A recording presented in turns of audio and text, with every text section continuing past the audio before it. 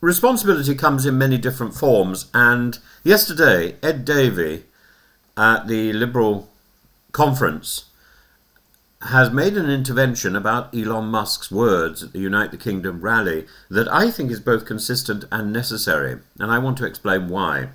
If Lucy Connolly can be arrested, prosecuted and refused clemency for a single inflammatory tweet after the Southport tragedy, then the same standards must apply to Elon Musk. Connolly, a private citizen with little power, was swiftly punished for speech that was judged to incite hatred. Musk, one of the most powerful men in the world, used his platform to tell 150,000 people in London that violence is coming to you and to fight back or die. Now, it's questionable whether Musk was actually inciting violence or predicting the future. Is he a seer or is he a rabble-rouser? I suppose that's for the police to judge, but the logic is clear. The law must apply equally to the weak and to the mighty. And supporters of Musk argue that his words were delivered from the United States. Yet we have President Gregory Linehan faced arrest in Britain for things he wrote online while in America. When words are beamed directly into a British rally, their impact is domestic, not foreign. If speech can cross borders, so can the law. Now, Musk could be, I think, Ed Davey's call. It's unclear whether Ed Davey is calling for Musk to be arrested as an individual who incited violence at a rally in London, or whether he is calling for him to be arrested as the leader of X or Twitter. Ofcom now possesses real enforcement powers. It can fine tech companies up to 10% of global turnover, block access to services and prosecute senior executives. I think the Online Safety Act is deeply wrong, but it exists. The Act was not drafted to chase minor offenders alone, but to hold accountable precisely those who think themselves untouchable. Musk is both the owner of the platform and, in this case, the speaker.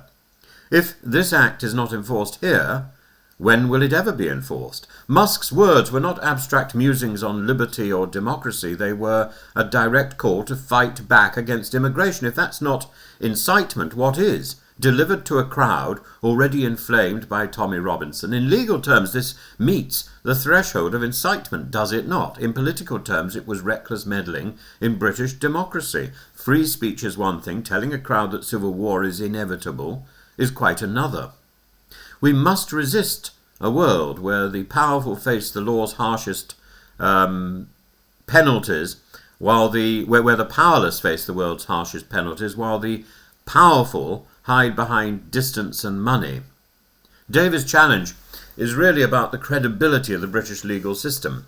If Musk can call for violence in Whitehall with impunity, then why should ordinary subjects of His Majesty believe that our justice system, is fair? As I say, I think the Online Safety Act is wrong, and this rather demonstrates why it is wrong, because the logic is exactly as Ed Davey has put it. Musk has done something which under British law surely is illegal or at least questionable. If Linehan can be arrested and questioned, if Lucy Connolly can be arrested, questioned and imprisoned, then surely the same should happen to Musk.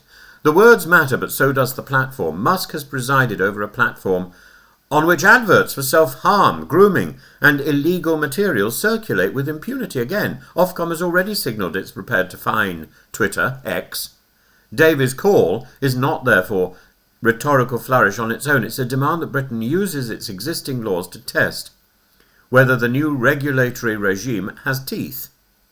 Of course, Musk has already dismissed Davey as a craven coward, but political courage sometimes means absorbing such blows.